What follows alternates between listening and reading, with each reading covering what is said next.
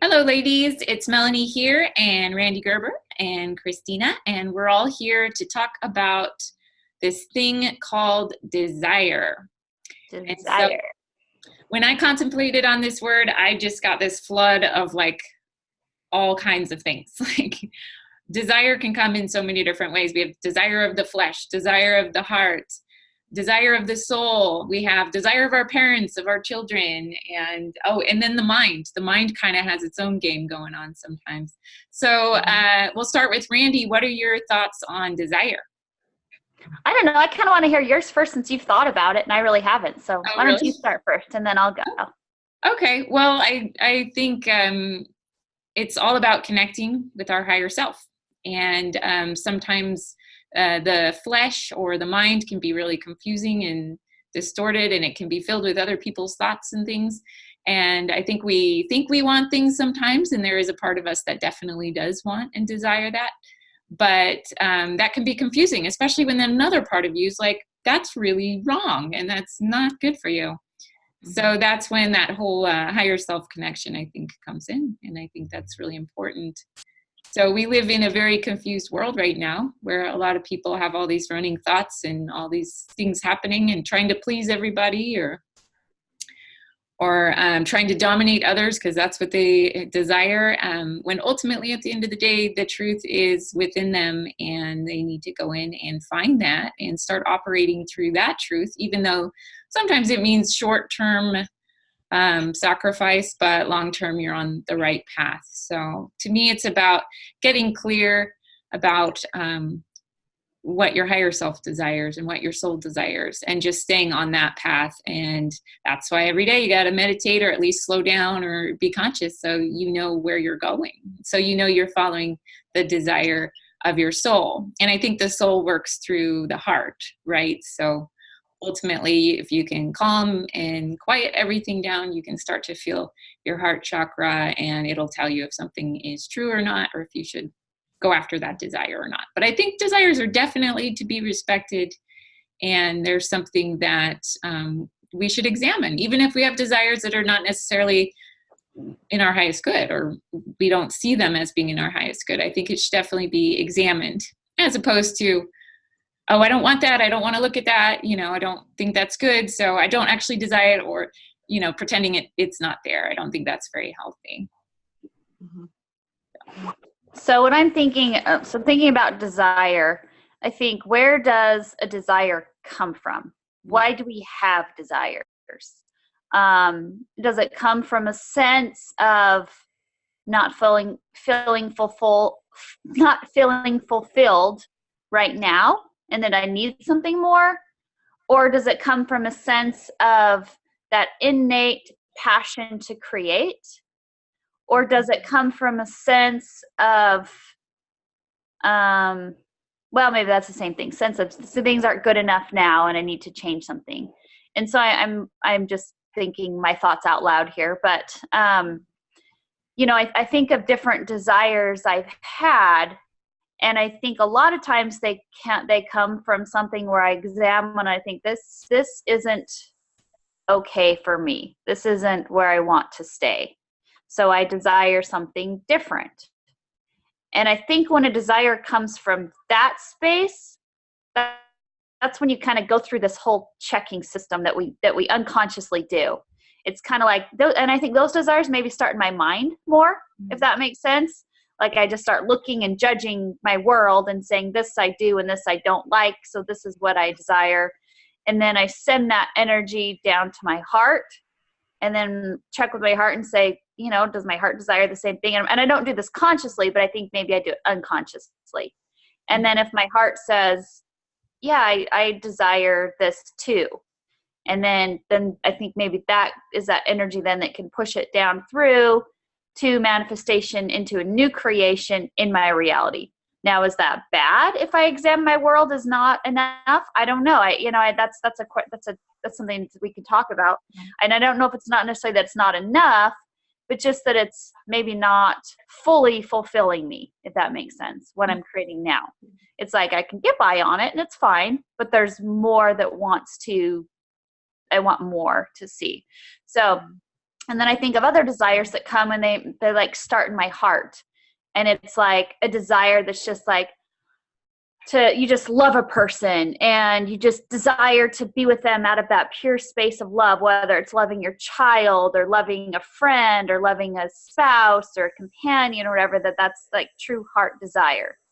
And then I have this sexual desire as well, which is more like, desiring a person because, oh, they're hot, or they're just, oh, they're turn on, or whatever, just in the moment that desire kicks in. So then that kind of desire moves, I think, from that part of you up to your heart. And then you say, does my heart desire this too?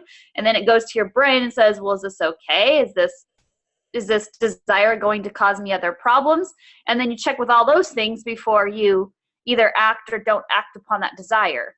So I think these desires can maybe start in different spaces of you might call it our Kundalini energy, right? And then it's either going to move, or this part's going to say, nope, we're going to bounce that desire out. And the desire eventually fades itself away. Or it comes up this way and your mind says, nope, we're not going to do that desire because it's going to cause you a lot of problems. And you end up turning to the program that says, you're just better off just to keep things how they are, how you love it, how you feel good. And I don't think there's a right or wrong to any of that. The desire creeps in, and then it's checked through our system. I think we almost have our own checks and balance system when we use our full Kundalini energy instead of just responding with our, lower chakras, or just responding with our mind, or just responding with our heart. I do believe there's purpose. We have the full spectrum to look at our desires, understand them, and not judge them, but just say, okay, we are going to act or not act to move this desire into creation or not. That's kind of my thought about maybe how that process works within us. Yeah. And I love this word and this topic because back to the quote I said in the last video, which is Wallace D. Wattles, desire is possibility seeking expression.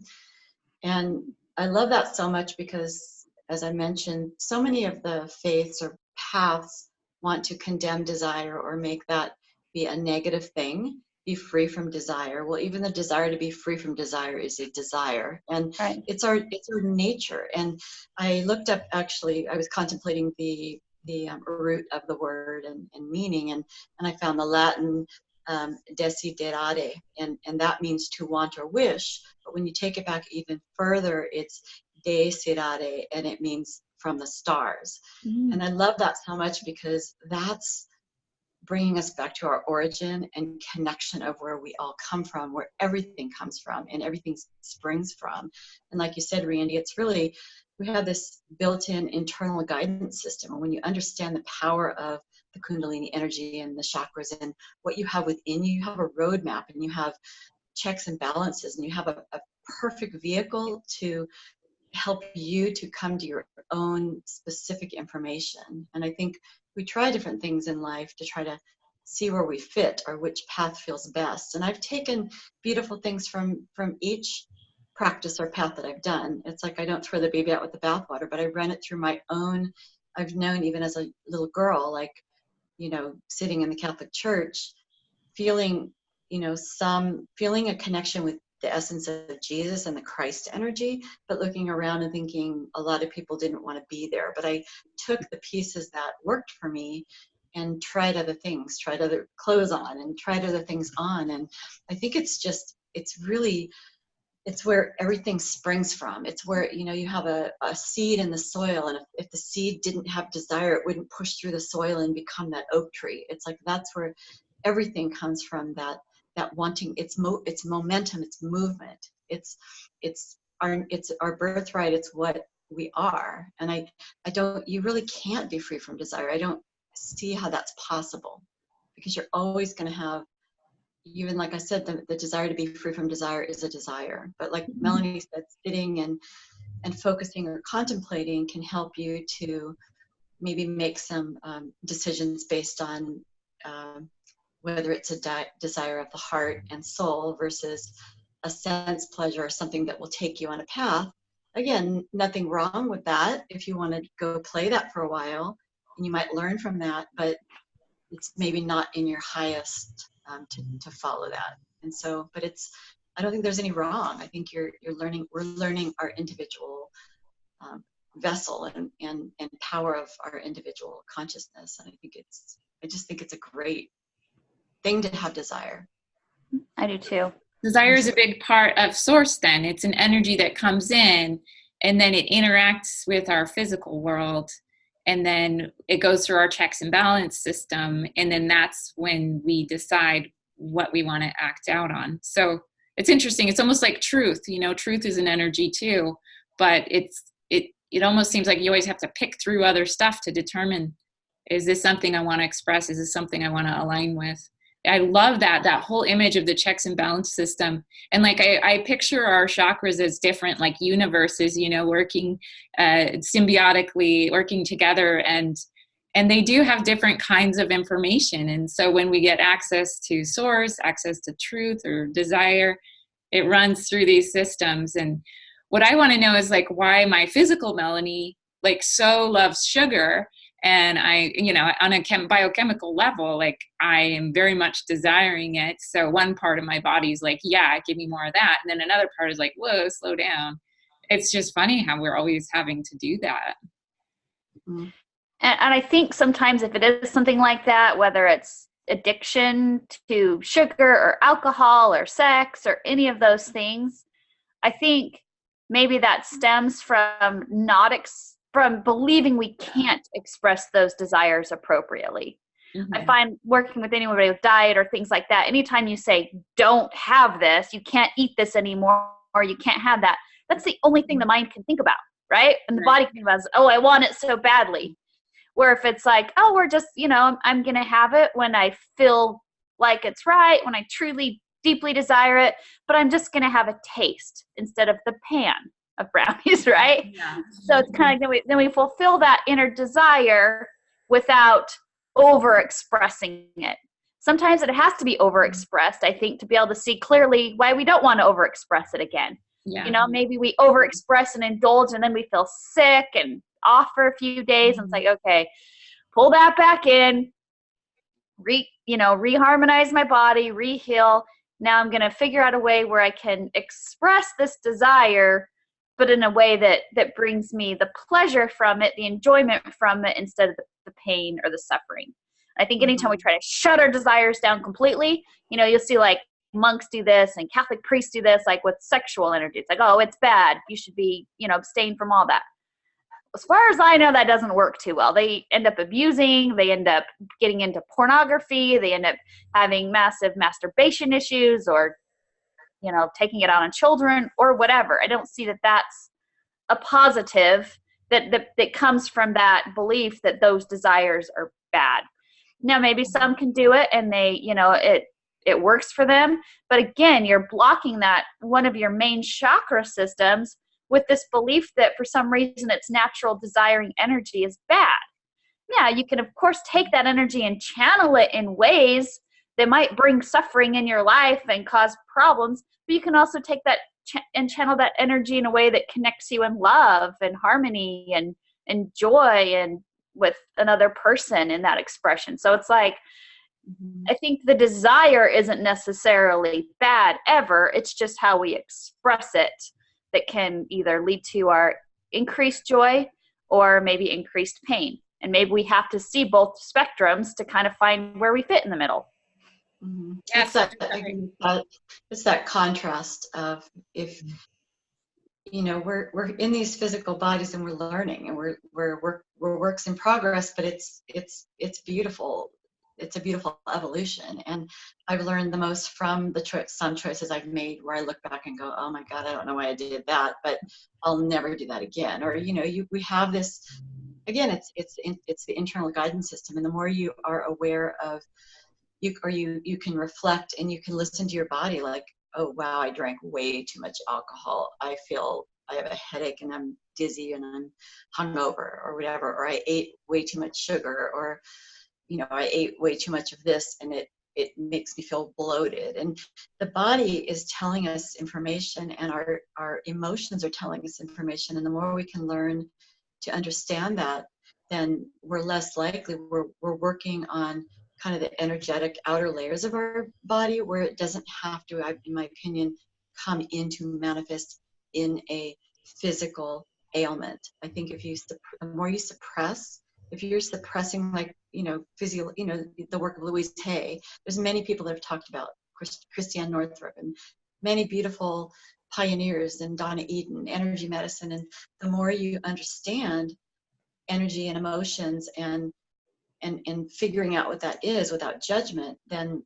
your body can release it and detoxify in many ways. And you don't have to, like, literally, if you're suppressing and not saying your whole life, not saying what you want to say, and you're feeling, you're just holding everything here and holding everything here, well, you're going to have issues in your heart chakra, which could mean breast cancer, not getting it off your chest, which could be issues with heart, issues with your arms, with your hands. And you can literally see, and as a occupational therapist for 35 years, I've been able to see the energy medicine studies that I've done play out in the physical body in many, many ways, in people developing tumors in their sacral area because they've suppressed their sexuality, or haven't felt safe in the world. And it's really amazing when you start to open up, and we have everything we need.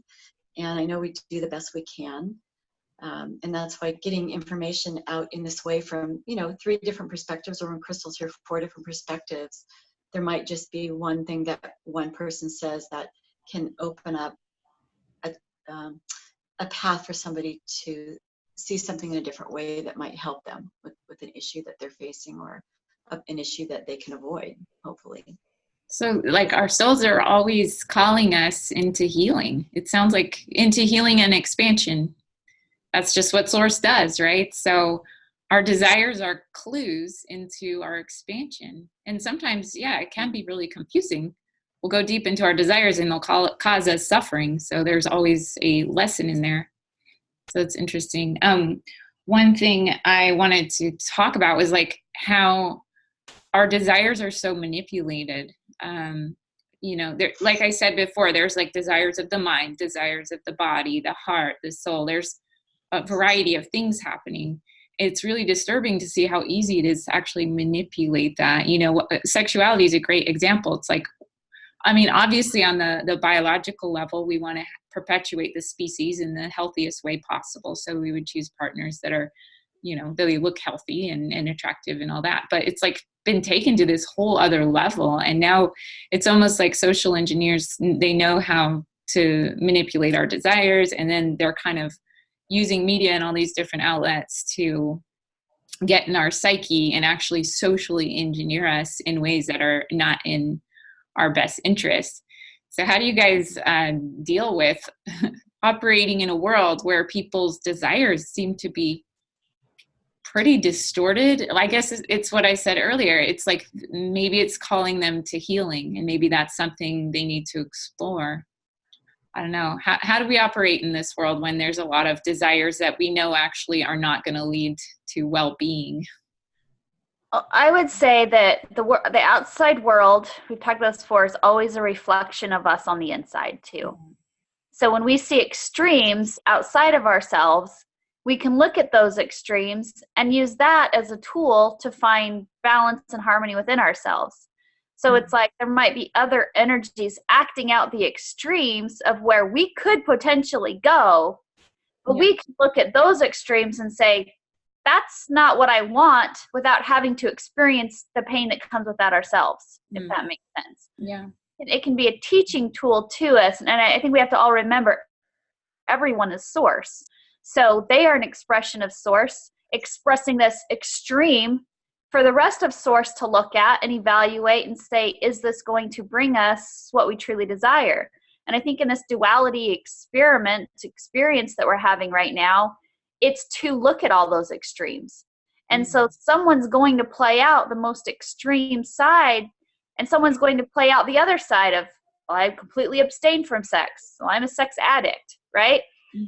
And so it's like, and then this is where people start to follow one extreme. It's like, well, I'm going to go over here and I'm going to be extreme because this is bad.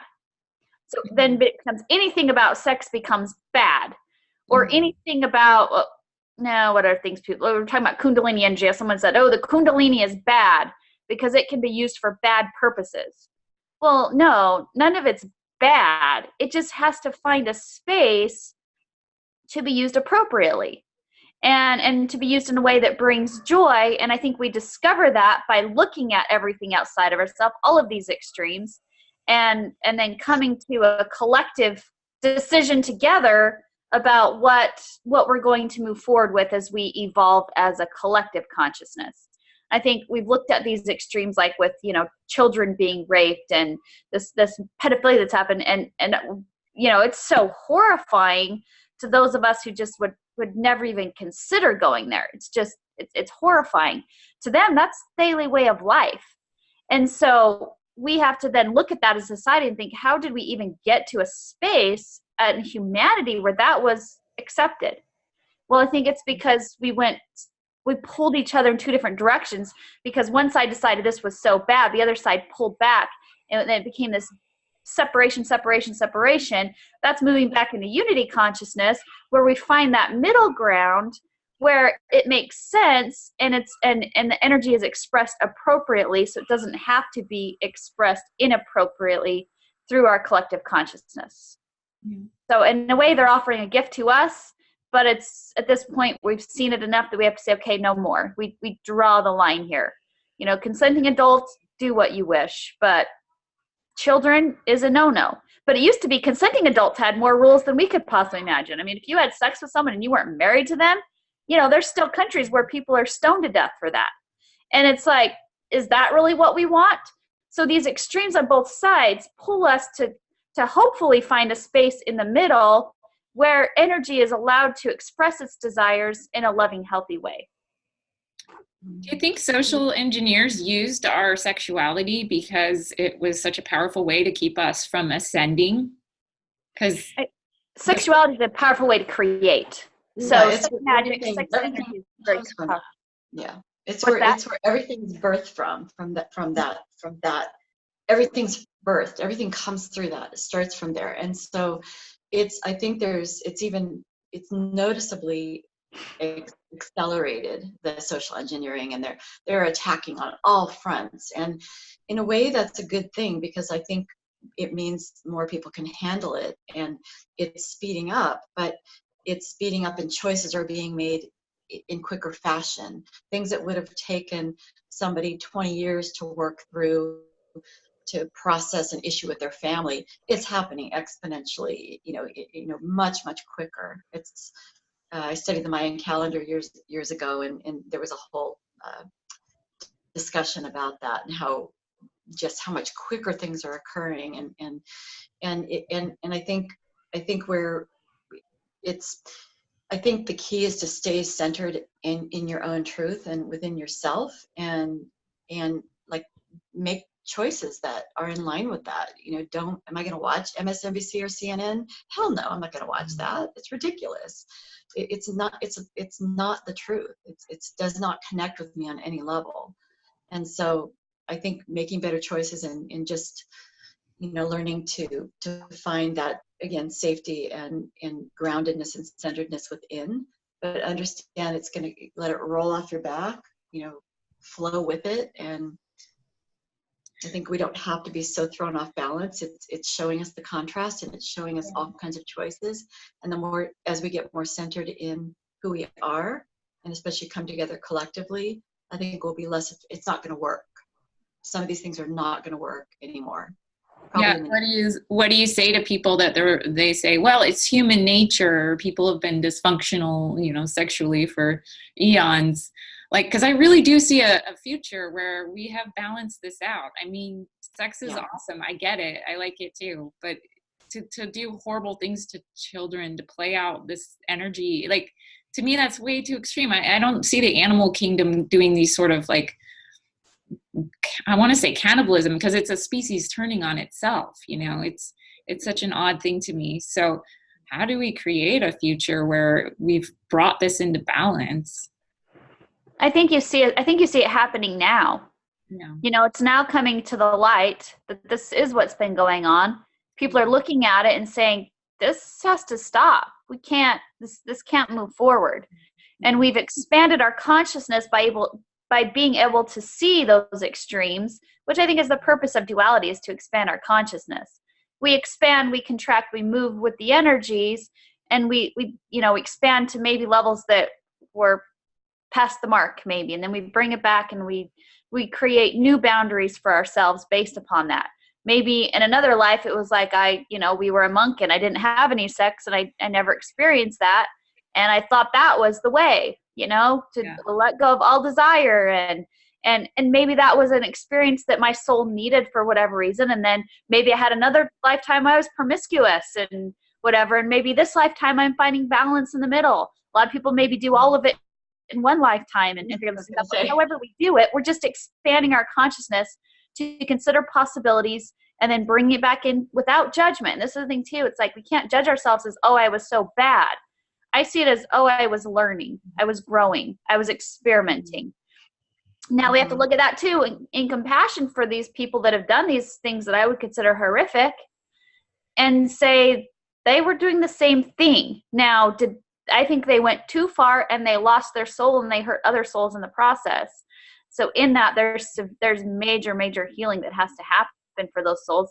And I don't know if it can be done in their human body of flesh. And maybe that's where this grace energy kicks in to allow that program to end, bring the memory of it, but not the energy of it into our next creation, so that we don't go to that. We don't allow things to go to that level again. We keep it in a healthy realm where the energy can be expressed in love and compassion, but not where it gets to harm and torture and pain and causing for the whole society. Because it's obviously something that's caused collective pain. It's not just pain to those children. It's horrific pain to the children, but it's also pain to all of us looking at them and feeling we want to do something and we feel we can't. And I mean, I'm sure you guys have had the nights where you cried yourself to sleep at night knowing these things are happening and feeling helpless to stop it, right? Mm-hmm. But because of that energy, we moved the energy towards saying, we're not okay with that. The feminine energy is not okay with children being tortured. Neither is the masculine. No, none of us are. So that's where we collectively are shifting consciousness to where those things won't be in our reality moving forward, especially not into the extremes they are right now. Absolutely. Right. It's all about where attention goes, energy flows, and some people are taking their desires and they're continually putting more energy, and then it's distorting into this more hideous thing. Well, at that point, it's not desire anymore; it's addiction. That becomes just they're literally just feeding that black goo that we've talked about in others. It's an energy that's out of control that ends up taking on a mind of its own and ends up controlling the being instead of the being. It's not about desire anymore at that point. It's about survival, and because they've lost their soul in it, that they literally have to have that energy for their survival. And there's not they all the other chakras turn off, and they just become this animal basically of, like I said, even grosser than animals, because it's literally, they're not even connected to anything except that, I don't even know what the word is. It's like its own entity. Do you think it takes on its own almost consciousness? I totally do. Your spirit can check out of your physical body because it's too painful. And you can go through, many people go through their whole life and they're literally tethered to their body, way out of their body with the tiny thread. And that's when, as even certain illnesses, diseases, Alzheimer's, or certain the person's kind of checks out, and so it's an open invitation for other entities or consciousness to get in there and kind of drive the bus. And literally, I've had friends who had experiences where they were not themselves and they were able to witness. And I had a friend who went through a profound transformation where she said, I saw myself and I was not driving my bus. And I knew in that moment that there was a cathartic experience and that person would not be the same. And other people, it took them a while because they had lived through the experiences with her. But I knew that she got it and she would be transforming herself. And that's what's happened. But it's, you see that a lot. You see people just not really in their body. It's just too painful. I'm unconscious. And like we talked about, you're watching TV, which is programming you, and you're smoking cigarettes, and you're eating food that has zero nutrition, and you're filling your mind with thoughts that are not nourishing your soul and essence. And so you literally, it's just like, I'm not going in there. No. I can't. I'm not there. And kind of like just go through your whole life without really living your life. I mean, that happens.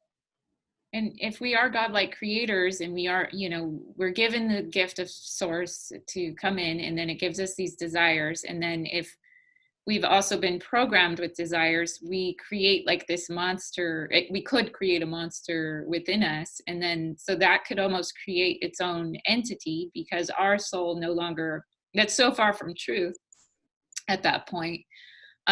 So does that new addiction or desire, and I don't even know if we're in the right word anymore, because it's beyond that. Yeah. Can it take on a life of its own? And then is that how like evil spirits can be born? Like, are we birthing new consciousnesses because we're giving so much attention and focused thought to our desires, or to these, you know what I mean? It's almost like, are we creating like things that take on a life of their own? I'm just thinking out loud. I don't know. I think we are. I think as we, and I think it comes from judgment. I think it starts with judgment. When we have a desire that we judge as bad, mm-hmm. and we kick it outside of ourselves, just like we can kick our positive ideas outside. So we can also kick the negative out and saying, you're bad, you're evil, I'm getting you out. Yeah. Like I said, that energy doesn't just disappear. It's going to go somewhere and seek a space to manifest itself through. So if we're constantly rejecting parts of ourselves as bad or evil or wrong or, whatever, instead of just looking at it and understanding what the real desire is, we cast it out before we even understand it, if that makes sense. Mm-hmm. And so I think when we cast out, and I think this is what the Kabbalah has been doing with these children, because it was done to them. They were abused as kids. They're, like Christina said, their true self is out here somewhere, not in their body. And then they're taking on energy of these people abusing them. That's filling up their soul with that energy to where the spirit becomes less and less connected. And it's this vicious cycle that keeps continuing. And this is where, I don't know if we want to go with this in this topic, but this is where I've had these inner teachings from my inner consciousness telling me this has to be healed for your collective to move forward. And the only way to heal it is to go back into those energies. And I've literally been like communicating with this black goo, I call it entities, that to help understand them. How were they created? And that's exactly what they said, is that it's just energies that we cast out as bad without ever looking at or understanding them, but just, we wanted to go to the light. But in so doing, we separated from our roots, which was the shadow, the darkness. It wasn't bad. It was just learning of itself. And we looked at it and said, you're dark and you're bad, and separated ourselves. And as we did, it didn't have the light anymore to give it life. And so it just became a feeder, and everything we did give it was saying, you're bad, you're evil. So that's like feeding your soil like this, more of that energy, if that makes sense, calling it bad. So all it knows is itself is bad. Right. And when we go back and connect and we say, it's not necessarily bad. It was just misunderstood and we judged it. And so now it's kind of like going back into your own underworld, into your own shadow, into your own roots, and understanding the energy and bringing it back in, connecting it with the light so it can be seen and understood. And that's what we're doing right now as a collective, is that we're looking at this to be seen and understood. And right now we're in a space of still judgment, like, oh, they're bad, they're evil. Which, yes, those behaviors cannot move forward, and it is not okay, and it is bad, right? But how we got to that space, I don't think we can hold them fully accountable, because we left them with that energy, and that's the only place it had to go. And so they need us to heal, even if it's healing through grace or whatever you want to call it, where they leave their body, and then we create a new reality, bringing those energies with us, but in a way that they're loved and understood, and not shamed and hated and whatever, but understanding that they were natural desires. They began as natural desires that got out of control because there was no light to help balance that. It was just rejected as bad, and then it was left in the dark to fend for itself, and it just became a ravaging beast. I really think it's a lot like the show Stranger Things, that thing that grew under and it started corrupting all the roots of the trees. And I really think that was that expression showing us in film what's been happening with these energies. And we put everything in earth and closed Pandora's box and said, don't look at that. Well, then as a universal consciousness, we all had to come back and say, oh, we still have to deal with this. It's still here and it's creeping out and it's bringing more into it. And it's growing and expanding because we haven't loved it and understood it and healed it. And that's, I think, where we're going now as a collective, to look at it, understand it, and then we can start the healing process. And Randi, I love that you've been continually consistent with your message. And it's just now finally to really like settling in for me, because I really loved the teachings of the Pleiadians. I still do. But I feel like I didn't really take that message, the one you're giving me away, which is go right deep within it and examine it and talk to it, because I was so resonating with the idea of like what you give your energy to, that's what proliferates, and then you create your reality, use your imagination and feel the energy of that. And that's absolutely true, and that's all still very true.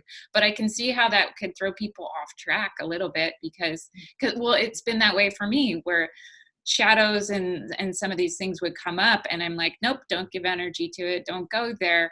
But you've been consistently saying no, like ask it, talk to it. And I think that's so fantastic, because ultimately I want to be able to work with, you know, who I really am, and ask myself what all these things are, because they'll just keep coming up anyway.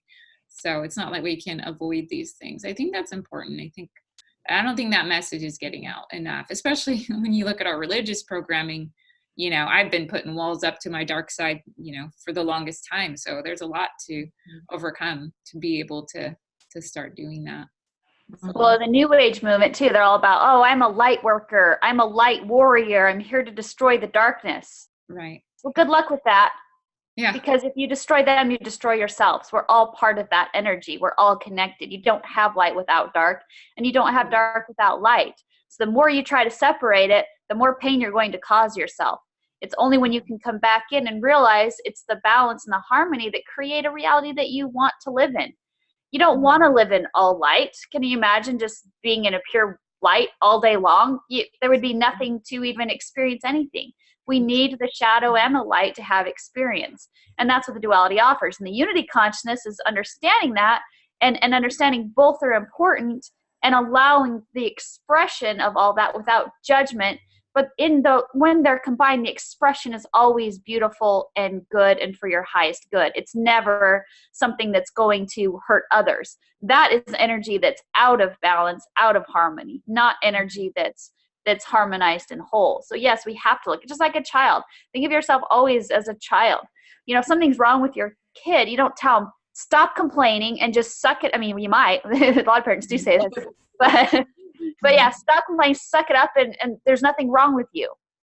But if instead you go to that child and say, help me understand why you feel this way, that child then doesn't feel rejected. It doesn't feel like it can't express to you. It feels like it can talk to you. Well, this dark energy is the same way. It's like a child. It doesn't know why it's acting out because it doesn't know itself. All it knows is it was told it was bad, so that's what it is. And just like a child, if you spend a whole life telling a child you're bad and you're evil, that child doesn't know any different until something has them question that. And so we become the energy that tells that darkness to question itself. Are you really bad? Help me understand how you got to this. Then it might start to consider new possibility that maybe it wasn't bad, but it was cast out and it never knew itself as anything different. And so that's when we bring it back into love and say, why don't you feel what love feels like and see if you felt unconditional love, if you want to be part of us moving forward and be able to express yourself, but in a way that will not only bring me joy, but will also bring you joy, then they connect again with that joy and that love. And pretty soon those energies are harmonized. Where separated, all you ever have is a battle between the two. All you ever have is dissonant frequency that will never connect and will always be at war. And if we want the war to end, we need to end it within ourselves and find love for the shadow within ourselves and within our collective and honor it for the role it served. And as we do so, we heal it. Yeah. You got to dive right in. With love. Dive in with love, not judgment. I think that's the key. Yeah. We can judge the behaviors and saying we're not doing it, but don't judge the energy because it doesn't know itself. And that's what we're helping. We're helping give it light to know itself. That's how we heal the roots. We are the light that brings the nutrition from the sun to the roots, right? So, and it's all, but this is our chakra system. Our lower chakras are those lower energies. And we're not going to cut our body in half thinking that's going to heal us, right? If we're having issues in our lower chakras, no, we have to bring that into it. In analogy, everything is birthed from beneath the soil, from the darkness, and the light is the most illuminescent and beautiful in the darkness. It's like, it's beautiful and it glows, and it can fully express. If it's all light, if it's all perfect and that's all you ever knew, you wouldn't know anything. You wouldn't know, there'd be no choice, there'd be no contrast. And I think it's about integrating and not judging and learning from mistakes, which really I don't believe are mistakes. They're just opportunities to express and try something out. And usually the most learning comes from those, if you're really honest, if you really look at it and try not to judge it. And it seems like we kind of come pre-packed with desires too. So like, when we're born, we have our unique soul, like blueprint, kind of where the planets were aligned. So that's the energies that we're working with. It does seem like that's where our specific desires are kind of interwoven for this specific life experience. It's almost like I'll have extra energy and momentum maybe behind certain desires. I wonder. Yeah. I think desire is the feminine energy too. I think the feminine desires to create and to manifest. And this, if you go back to the what's the story of the Garden of Eden, partaking the fruit meant partaking of your desire. That was what it was about. It represented the desire, the human desire, and that was considered bad. And immediately that was cast out, right? Mm-hmm. Immediately you're cast out if you follow your desires. You're not following the programming, or you're going with your own heart. And so that energy was from the very big, not that story. This is just an analogy of the energy itself. I believe that's the Garden of Eden story. It's not that was like really, truly the first man or first woman, but the expression of masculine and feminine energy learning to know itself, right? Mm-hmm. The feminine wants to create, and the masculine says, well, here, it's already perfect. Why do we need to change anything? And the feminine is because I don't know what I want to create, because I've never created myself. And she wanted to express and create and bear children as part of that creation and whatever. And so that's that feminine energy being shut down because it was perceived as bad, because it can lead to bad things when desire is out of control, right?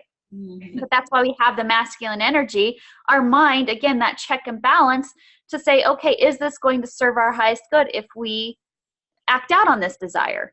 And that's where both are so important, and both will always serve the highest good when working together in harmony. And that's I think that analogy of the masculine and feminine energy coming together to keep it balanced again. It's all about, again, that unity consciousness. And when we serve both our masculine and our feminine, we will always have a creation that's beautiful and that is for our highest good, like a child. You never have a child born from the masculine and feminine, well, at least normal people that are in, somewhat of a normal state. You love your child the moment it's born. You see that creation, and it's like it's the deepest love you've probably ever felt for anything. Instantaneous. And why? Because it was born from those balanced energies through love and harmony. And that's what will create when we keep those energies within us in that balanced state as well. What should we do though about like the social engineering? One thing that teacher Mark Pazio talks about is I think his lecture was the unsacred feminine or unholy feminine or something, and he talked about how, this whole one was about the feminine, but he could go into and explain the masculine as well. But for the feminine, like he talked about how social engineers have kind of designed us to be attracted like to taller men. And he said, the average woman wants a man over 6 foot tall, but that's only 10% of the population. But like 90% of the women are designed, something silly like that. Mm-hmm. Like, how do we overcome some of these like more toxic programmed desires that are actually pretty embedded deep within us? I know there's aspects of me that I'm like, why am I attracted to that? That's weird. Like, where did that come from? It's happening like on a collective level. And so they're almost like false programs. So how do we, I guess kind of what you're saying, we need to observe, we need to see how we can unify these energies and sort of take the bird's perch and observe our own desires and behavior. And maybe that's how we start to integrate it, is just by seeing it. But it's so much more deep and sneaky than I think people realize.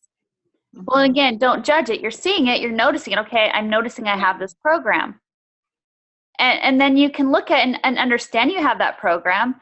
You know, if suddenly there's a guy that's 5'6" and not what you're used to, but your heart just connects with him, and you don't know why, then that's when you'll question that program and say, well, maybe this isn't serving me as good. Maybe I'll try this and see how this feels. Yeah. And then maybe that's what you need to do to start a new practice to override that old program. That the husband I married was nothing like any of the guys I ever dated, not even close. But the moment I met him, I felt I was at home. It was such a different feeling than anyone else I'd ever dated, you know?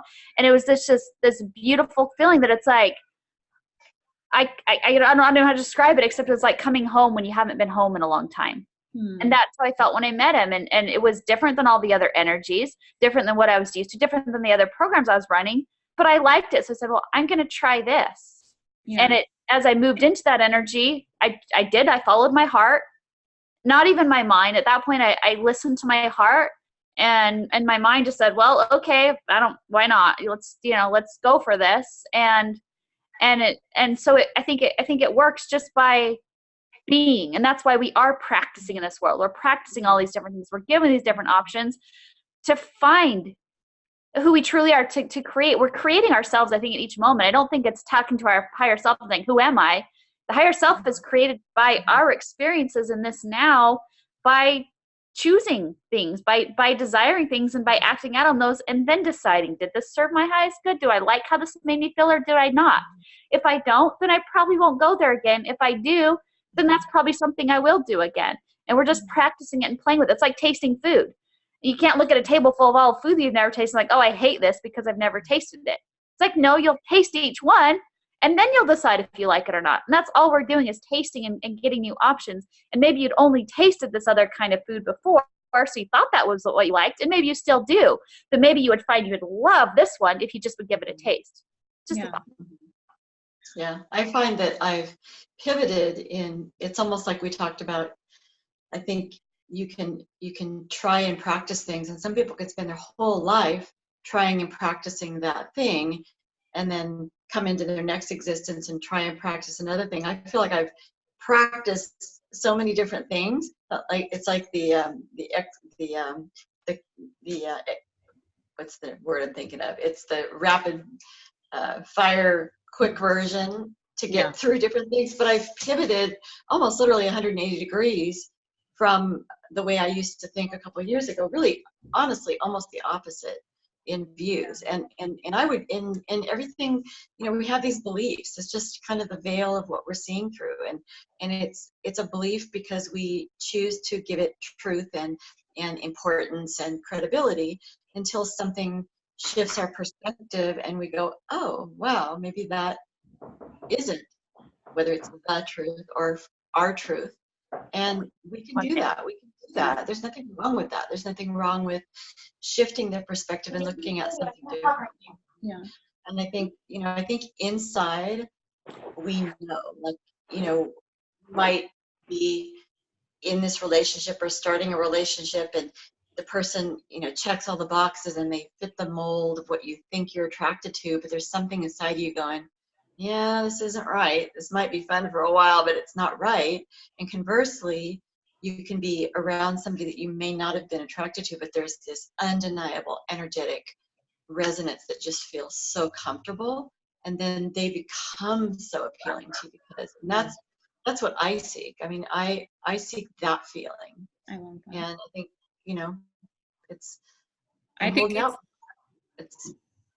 I think it's so good we're having this conversation. This is actually really important. When I think of how, I love that sexuality has come up so much in this conversation, because now we're dealing with the world where a lot of young people have access to pornography. So they have a weird idea of how you play out sexuality.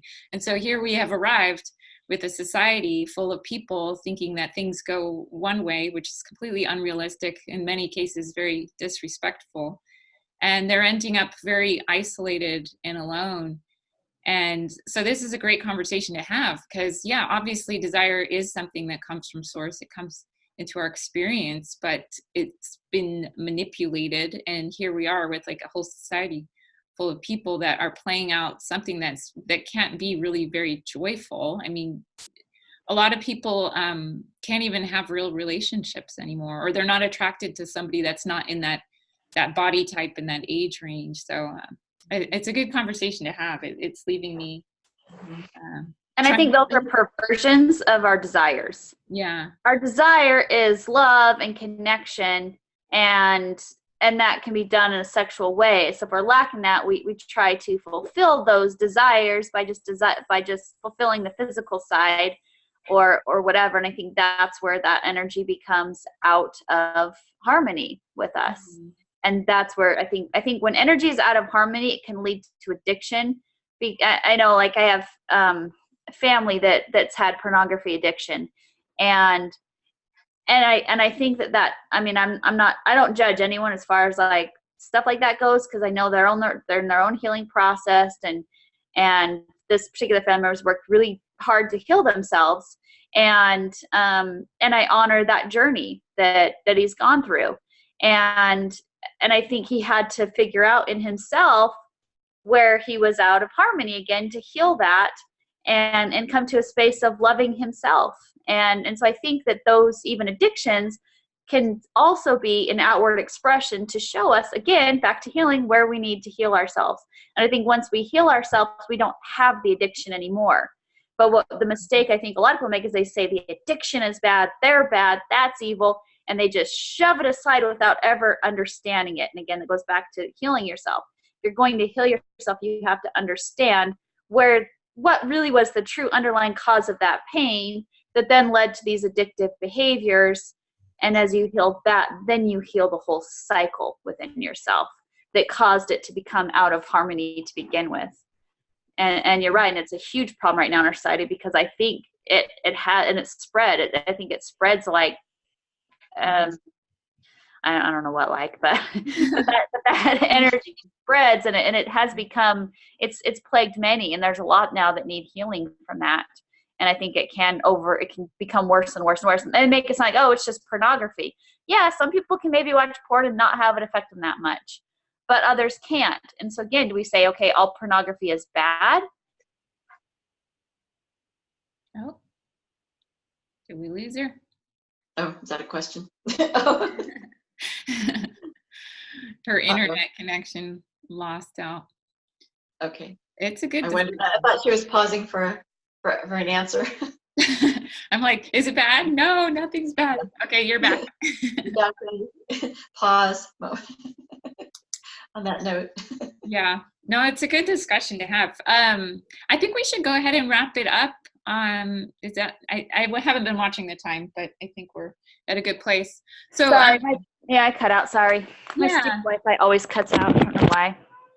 Well, anyway, I was just saying that people that have that addiction, if they'll look truly within and understand what their real desires are, I think by understanding their true desires, they can actually heal that addiction by looking at that, as opposed to expressing it in ways that end up causing them pain because they tried to reject their inner desires instead of understanding them. Absolutely. Probably comes from the years of Puritanism and all these religious and oppressive societies. And we've probably had many past lives where we've been like married to somebody that we weren't into, and then we spent a whole lifetime just in that desire, who knows. But I do feel like there's a lot of healing, and it goes way beyond this lifetime for a lot of us. And I think in the end, we all desire love. And that's what we're really seeking with any desire, is the desire to be loved. And I think to heal that, we love ourselves. And when we love ourselves, it kind of heals all of those other things, to where the things we desire are in harmony with love for ourselves. Yeah, absolutely. All right, well, we'll go ahead and wrap it up. I'll finish with my final word. So you guys think of a final word, and then we'll close it out. Actually, I want to just use 2 words. I loved the checks and balance words and the image that I got of energy coming into our bodies and kind of circulating through the system, and the mind's like, yeah, I want this is right, and then the heart's saying one thing, and it's all got our highest good in mind. And if we just take the time to kind of settle into the results of the checks and balance systems that we have built within us, then we'll stay on our highest timeline, on our best path. So I think that's a thing I learned. So how about let's go to Christina and then Randi. Yeah, I think the word that comes to me is creativity, because I believe that I think a lot of the imbalance with sexuality and all of that is coming from your lower chakras, and as is creativity. And I think if you can find an expression that is coming from your truer sense of self, which for me is, I just create. I love to create. That's my most favorite thing to do, the favorite expression that I have, being in this body. And I think it can help to harmonize that energy that is disharmonious or out of balance. And I think it might just be tapping into, hidden gifts that somebody may not realize that they have. And it can help to harmonize those chakras, second, third chakras, and second chakra primarily, and really help with that. Creativity. Powerful tool. Yeah. Awesome. And I think my word is just love, because I think as we manifest our desires through love, that we will always birth something that we love. So, and something that always serves for our highest good, and brings us love in return and joy in return, and these other things that we want. That's I think is truly what we desire. Truly believe that we desire love in all different expressions of it. And so as we feel that for ourselves, I believe that's what we will manifest for ourselves, and that's what we will desire for ourselves. And it'll be a cycle of continuously bringing love of all its beautiful colors back to ourselves. Awesome. All right. Well, thank you, ladies. I think that's a good place to end there. All right. Well, take care. Bye. Okay.